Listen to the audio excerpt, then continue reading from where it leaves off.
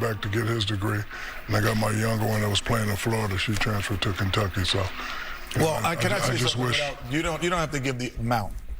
What I love about Shaq, he told each of his kids that there's a certain pot of gold waiting for them, but they have to get a degree, and if they get a master's degree, they get more in that pot of gold. And that's one of the things I do admire about it. He's like, no, if you work hard, there's something waiting for you. Well, and pot of gold or no pot of gold, graduation. Thank you. Graduation's a big thing, man. It's a really cool for your kids or for you, like last weekend. How many kids I got, Chuck? 17. It's got to be a big old pot of gold. It's only 15. Stop. Game 3 highlights. Ernie, this was a very disappointing game tonight. Me and Kenny were talking about it. Disappointing? That's some, no. Kenny said, Jay, Trav, and Taylor? Yes, indeed. Well, you just wait. Boy, you better stop wasting your money. You got something coming up. Evan Mobley early on. This was so disappointing. You give up 47 points. No, they gave up 37. 37, my bad. Quarter. Same thing. Come on. Yes, exactly right. Pass, Cat. In a Kill him, Cat. Oh, my God. Fake pass. Come on, man. No intensity.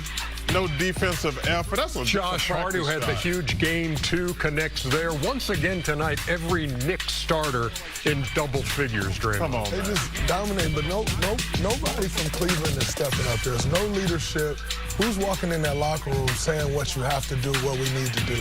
Well, I got to answer for that question. Who's that? That'd be LeBron James. That'd be it. Brunson sends Max Strus sliding and then connects 60-54 at the half. Shout out to Garage Beer. Trav and Jason Kessler got a beer called Garage Beer. It's a good beer, too. That's more than I thought we were going to get off of that shot right there. What else we going to talk about? He didn't look like he liked that beer. Oh, that's a good beer, actually. Mobley for 3, and then Mitchell out of the corner. Still got a game at this point. It's 67-62. Ernie, what kind of pass is that? It was a 5-point game. What kind of pass? This game was over at the end of the first quarter. When you continually down 5 points and the other team has the ball, you're not Look really at Anunoby. When you give up 37 points in a closeout game and going up 3-0, you're like, yeah, let's get out of here. Only down by 10. Only down by 10. Come on. Yeah, come on, Ernie. Hey, I didn't say that. Mike Breen said it. Come on. Hey, no, we never going to say they bet about Mike Breen. Ernie. Nice. No, we love Mike Breen, but that's all we kept hearing. They're only down by 10. They're only down by 8. Oh, Landry Shamet was lethal from out there. The Knicks didn't break a sweat tonight. Ernie, this was like a scrimmage. Yeah, because this is crazy. Like, why are all of your comments directed toward me? Like I was somehow responsible. People don't want to see these damn highlights again. Well, they're almost over, Chuckster. I mean, Ernie. See, look at this, Ernie. Ernie, come on. Come on, Ernie. You know what? No, that's enough. Even I was, okay, that's enough. Okay, I tell you what, Cleveland. We still got the Browns. Oh, bad example. Man. Bad example? Yeah, bad example. My bad. 121-108 is your final. Still got the Guardians. Another bad example. The Knicks 8-0 this postseason when they shoot 50%. They're 55-3 when they take a lead to the fourth quarter this season. And they've won 10 in a row. Bro. You can't say Indians and the Guardians. So are you saying the city of Cleveland? Money Moment. Nothing happening there. Money Moment is presented by Chime. 10 straight wins. By 225 points, there's never been a stretch like that in NBA history. Did those two teams win a championship? One of them did. The 73 Bucks. No, 71. 71 Bucks, I'm sorry. Okay. They had Lou Alcindor. Yeah. And now the Knicks are a win away from going to the NBA Finals. How do you describe what you're seeing from this team? I want to say offensively, but really both sides of the ball. No, that's a connected group. They're connected on both sides of the floor. You see guys have settled into their roles. It looks so easy. You know, you playing through Karl Anthony Towns, the games look easy for everyone else. On the defensive end, I've never seen Karl Anthony Towns defend and be as engaged as he is on the defensive end. And what we've seen for years and this year some, is him get these dumb fouls. He's not even doing that anymore. So I love the focus level and the connectedness of that group. You play with a guy, Randy Livingston, that, every time he shot, it looked like it was. Sean Livingston, sorry about that. Randy Livingston, LSU. Shout out to Randy Livingston. Live on. Mikal Bridges, he just got up off his sofa, huh? Yeah. What? That mid-range shot, 11 for 15, he's been shooting the ball exceptionally well. We're always going to talk about Cat and, Jalen Brunson, but Mikal Bridges, then you got Shamet coming off the bench getting 14 points. I have to agree with Draymond. The Knicks are very well connected. Well, one of the mistakes that Cleveland also made, they had the good game plan but make the mistake, meaning they said, okay, we're going to make others beat us. And they banked on the fact thinking that Hart was a non-shooter. The one thing about non-shooters, or guys who don't really take a lot of shots, they can make shots. But if you contest them, then they're not used to making shots. Yeah, but that was your game. They're used to making catch and shoot wide open shots, catch and shoots wide open shots. Yeah, but that was your game plan, Coach Kenny. Leave them open. No, but you still have to contest, because if you're shooting by yourself, you're able to make shots. You still have, but they're not used to being contested making shots. And that was a difference. Chuckster, we'll get to you in one second, okay? Because we got a special guest. Yeah, OG Anunoby is standing by to join us from Cleveland, where the Knicks took a 3-0 lead tonight. OG, thanks a lot. We appreciate your time. We've been trying to find the words to describe how this team is playing in the course of a 10-game winning streak. The longest streak you had in the regular season was 8. How has this happened for you at this time?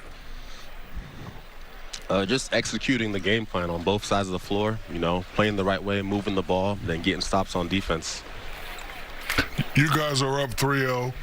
There's room for complacency in the closeout game. Who's that voice in the locker room, and what is he going to say? I mean, it's collective. It's all of us speaking, All of us, we've been in the playoffs before. Some been in the finals before. Just experience and just knowing, the series isn't over. Keep our foot on their necks and just trying to win the game. OG, listen, man, number one, you guys are playing fantastic. I want to answer this question about the Cavs. Do you think, because it's a fair question, do you think what happened in Game 1 has affected them the last couple of games? No, I don't think so. I think every game's a new game. That's how basketball goes sometimes. They've been competitive every game. They're a great team. They're well coached. So I don't think it affected them at all. Well, OG, I'm going to follow up on Charles' question. Do you think it affected you guys? I mean, like I said, every game's a new game. I guess you could say momentum maybe it carried over a little bit, but I mean, we try to play the right way every game. We play to the end every game, and so I think maybe that momentum carried over for us a little bit, but. OG, I've been in Cleveland, hostile environment, walking in there. I'm sure it was loud. But could you hear a pin drop in there towards the end of the game? Did y'all take their hearts and silence their crowd? I think so. Some of the big shots we made, some of the stops we got. Landry made some huge threes, some dagger threes. And, yeah, it got pretty quiet in there. So that's just how we play. That's how we try to do. OG, can I ask you a question? Yeah. That's why he's here. That's why he's here. What is your real name? My real name is Ogugwa. Ogugwa? Okay. OG? You're not saying all right, it right. All right. Wait, you're not saying it right. If you don't say it right, we can't say it right. Just, You're not saying it right. Ogwigwa. no, I am saying it right. What? Could you say it one more time? Just slow, not even slowly, but just one more time. Ogugwa. Ogugwa. By any name, he's shooting 59% this postseason and 51% from deep. And the Knicks are a game away from the NBA Finals. OG Anunoby joining us. Thanks, Charles, for punctuating that interview with that question. When we come back, that's a good question. I never look ahead to Game 4 in the Thunder Spurs series. I don't think anybody's ever called him a good Tim McMahon. The NBA, Oklahoma City has taken a 2-1 lead over San Antonio after winning Game 3. And how about the bench? We had 76 bench points in Game 3. They're averaging 61 a game in this series. Tim McMahon is covering the Western Conference Finals, and earlier tonight we had a chance to talk.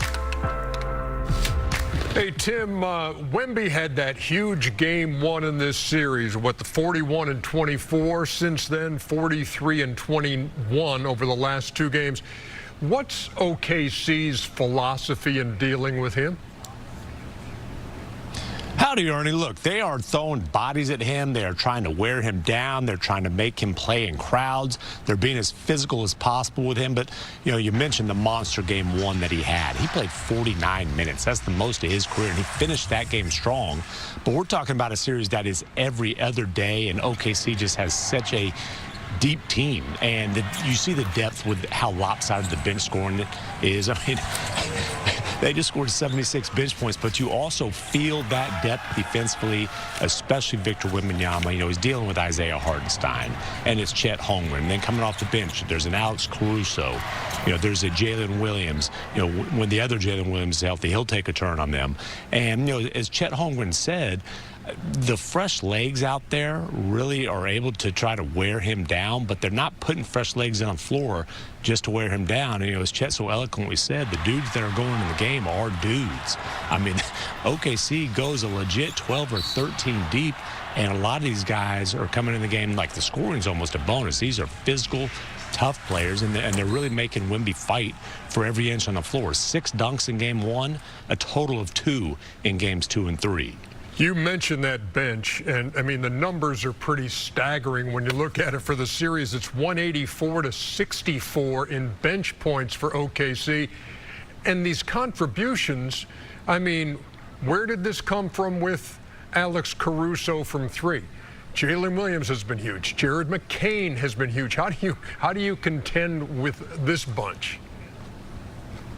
Yeah, and look, a lot of these three-pointers, these are Spurs game plan design. Like, hey, we want those guys shooting those shots because we don't want Shai Gilgeous-Alexander to be able to get where he wants to go. They're trying to, you know, they're really crowding things. They're clogging the driving lanes against Shai. And their invitation threes, or at least they were. Alex Caruso, 5 of 21. During the regular season on threes against the Spurs. The game plan worked. There was 2 of 12 on Christmas. He's lights out in this series, but he's the epitome of a playoff riser. He shot better than 40% from 3 in last year's playoff run, which obviously ended in a championship for the Thunder. And then, you know, they've got shooters. Isaiah Joe's barely playing in this series. He's a shooter. Jared McCain, I'm not so sure that Daryl Morey sold high after all. Huh? I mean, he just has zero fear. Right? Like, but he comes in and, you know, his teammates say, you know, it's going up, and you always feel like it's going in when the ball hits his hands. And again, it's just they've got all these guys who know their roles. They play with confidence. They play with freedom. And they're taking the shots that are presented to them because the Spurs don't want to let the 2-time MVP dominate the game. Yeah, what, if you had to put it into words, what is the philosophy San Antonio has on SGA? Make him play in crowds, get him off the ball. I mean, to sum it up briefly, it is get him off the ball. And look, Steph Castle's taking the primary assignment. They're giving him a lot of help, which he's usually not a guy who gets a lot of help. But that's the kind of weapon that Shai Gilgeous-Alexander is. You know, they're doubling often. They're doubling randomly, so, you know, it's not predictable for SGA. And they're basically daring him. Make, quote-unquote, the right play. You know, make the right read. Get off the ball. You know, don't try to force anything. And it hasn't been the biggest scoring series for SGA, just like, by the way, it wasn't last series against the Lakers. But he's making the right plays. He's getting his teammates open shots, and he's had 12 assists in 2 of these games during the series. That's a playoff career high. So that's just proof that, you know, he's reading the game. And if you don't want to let him dominate, he's going to trust his teammates. And his teammates delivered last series. They're delivering again right now. So now we head into game 4, lastly, and you know, I heard Wemby talk about, hey, we knew there would be trials in this playoff run. This is huge. I mean, this is must win in your gym in game 4. Yeah, and this is a huge test. This is the biggest test of Victor Wembanyama's career. And look, the Spurs came into this series with a ton of confidence. I mean, they beat the Thunder 4 out of 5 times during the regular season. That included 3 wins in 12 days, you know, after the Thunder got off to that 24 in one start. They spanked their butts in front of a national TV audience on Christmas Day in OKC's gym, but the playoffs are a different beast. And, let's just also call it like it is for the Spurs. This is not a healthy Spurs team. They have a blank injury report right now, but De'Aaron Fox is clearly not 100%. He's playing through a high ankle sprain. Dylan Harper's playing through adductor soreness. He's clearly not 100%. And as Miss Johnson said today, Victor Wembanyama creates a lot of the advantages, and then those Spurs guards throughout the course of the year have been great at exploiting them. That hasn't really happened in the series. Fox missed the first couple games. Harper wasn't the same player in Game 3, but there's no excuses. There is pressure, and for a team that's trying to skip the line, trying to win a championship in their first playoffs together, I agree with you. You can't let this thing go back to OKC down 3-1. Tim McMahon, you've been doing a lot of good work in 17 years at ESPN. It's a pleasure talking to you. Thanks for the info, man. Appreciate it, Ernie. It's been a pleasure. So we head to Game 4, and look, the expected thing to me, Draymond, with OKC is forcing the turnovers and the points off turnovers. You expect them to do that. This bench contribution has been otherworldly. Mm-hmm. It's unbelievable, but it just shows you really how deep this team is. They've built this from the ground up. So all those guys on that bench, they all can play. And you have J-Dub out. So all of those guys, when they're coming in, Jared McCain last night, I think, shot 23 shots or 21 shots. All those guys that are coming in, they have more of a green light to just go because J-Dub's not out there. A.J. Mitchell got hurt last night. He left the game. So all those guys have an opportunity to just go. But also, if you look at that, maybe not Jalen Williams, but 3 of those 4 guys could be starters on other teams in the NBA. Yep.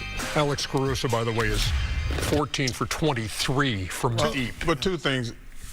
The Spurs game plan is trash. Terrible. Because them guys getting wide open shots, like they're taking the ball out of SGA's hand, like they're just getting jump shot practices. So their game plan is helping him. They're doubling Shea so far away. These guys just sitting over there like they in the gym by themselves. And the second thing is, I think we need to all pray for Wemby. Why? Because he can't play too many minutes. They're going to kill him out there. You're joking. Man, I am damn sure joking. Because you guys, these people, man, they pissing me off. I'm watching the whole games. They ain't playing dirty. No. And like, these are some of the softest fouls I ever seen in my life. You got these clowns on TV talking about, oh, they're going to hurt poor Wemby. I was like, hurt him? Are you kidding, man? It drives me crazy watching these shows. And to Chuck's point, when you played against a great championship team with great others, you can't let the others get involved. That's how they win games. You focus on SGA, like, oh my God, it's SGA, 2-time MVP, and like Chuck said, they're wide open shots. And I'm gonna need Wemby to do more. Game 1, he had 41-24, they won. Game 2, 21-26, it's not enough. And I can say that as Lord Supreme of all big men. I remember getting swept, averaging 34, 35, and my father, rest in peace, saying, it ain't enough. You have to do more. So he has to do more. I heard him yesterday say he's not making his teammates better. It's because he's not dominating the game. When Alex Caruso is on you, I don't want to see a turnaround. I do not want to see a turnaround. He has to be aggressive, super aggressive, so they could, panic with him. Let's just pray that he doesn't get hurt. No, but, I mean, they so physical with him. You have a term called others. I'm going to elevate it a little bit. I'm going to call them special others. Yes. Because they have 11 guys on their team, I will believe, that if they got 20 points, no one would be surprised. If you say Isaiah Joe gets 20 points, yeah, okay, he's done. But the Spurs are happening with that bad game plan. But I'm saying, I'm not saying that anybody can make wide open shots. No, but I'm saying that these guys have done it when SGA has gone out and they still had it rolling. You had multiple guys when they had to take multiple shots, from Caruso to Wiggins to Wallace.